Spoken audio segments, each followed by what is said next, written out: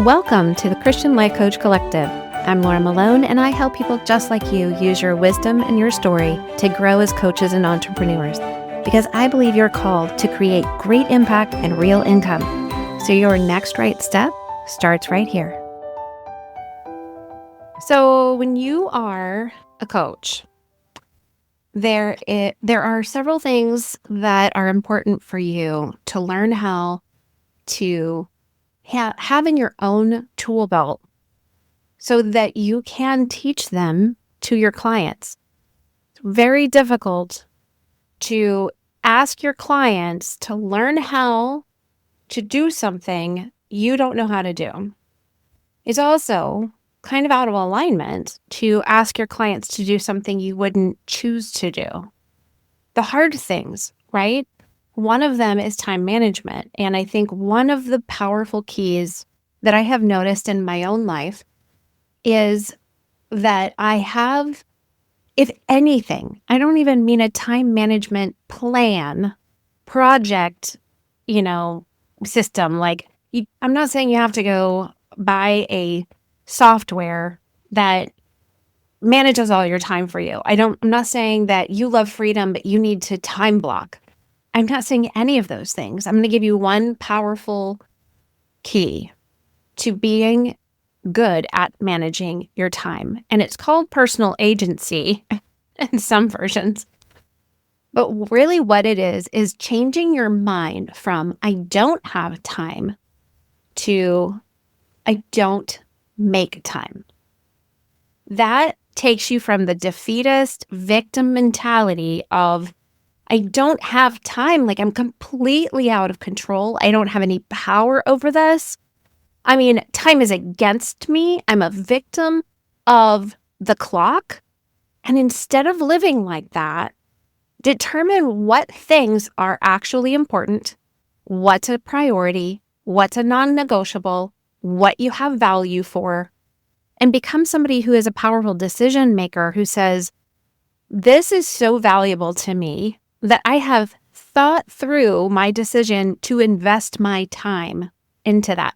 Wherever you're investing your time, you're investing your mindset, your emotions, your will and actions and behavior and all of your physical energy, and you're creating results in your life based on the fact that you give time to something. Giving time to something doesn't mean that you're actually physically doing something to do something. You know what I'm saying? Like, it doesn't mean you're in the garden and you're doing physical labor all of the time. I am a very mental laborer. So a lot of the work I do is mental. And you might see me sitting a lot, which is why I have a treadmill in my office. I actually work from the treadmill because my deepest work is not physical labor, it's mental labor. And I would say a nurse is doing a lot of mental, emotional, and physical labor, right? So there's different jobs require higher levels of different types of actual labor. But just because it looks physical labor on the outside doesn't mean that there's no mental work happening. I was saying all of that to give context for the kind of things that you make time for aren't always evidenced by the fact that you look like you're physically moving to do them. If you sit on the couch and watch 7 hours of Netflix on Saturday, that is what you gave your time to. You spent your time doing that. That might have been really low value to you. Maybe there were a bunch of things you should have been doing and you know it, but you didn't. But maybe that was of high value because you haven't taken a break in a long time. You've never done this in a year or more. You haven't just vegged out and let your brain and your body separate and relax and be entertained or educated, right? So when you go to the place of, I make time for this, I see value in it, I want this, I choose this, you become somebody who has power and personal agency. And you've been given a spirit of power. right? You haven't been given a spirit of fear. You've been given a spirit of power and love and self-control. And that's what this is. Being somebody who operates in that space. And when you do that, you become somebody as a coach who can ask your clients to step into that type of self-leadership. So think about how you can do this. Simply going from, I don't have time to I don't make time, because you do have time.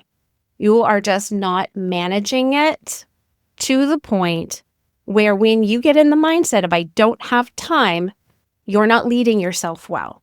And as a coach, you need to be practicing this. I'm not saying you have to be perfect at it, but there is a goal that you become the coach who wants to know how to do that, lead yourself in it, is willing to be accountable to even just yourself in it, and recognizing the kind of results you were creating from both of these mentalities. And it's just changing one thought from I don't have time to this isn't something that's valuable enough for me to make time for that, so I'm not going to. And this is an intentional, conscious decision that I have made. It's going to change everything in your business. It's going to change everything in what you're doing and how you're going about it. And you're going to find yourself actually able to empower yourself. You don't even have to wait for somebody else to empower you. This is you leading yourself well and empowering yourself to operate in the free will God gave you, but also the thing that you are saying as a coach that you want to lead others in. So go decide that this is something you will master. You don't have to be the Jedi right now, but make it something that you have decided, I'm going to master this because I want to be able to give it away. Okay, you can do it. I believe it. All things are possible. It's all figure outable. So let's do it together. Have a great day. Okay, if you are ready to turn your story and wisdom into impact and income, go to sterlingandstonementoring.com and let's get started together.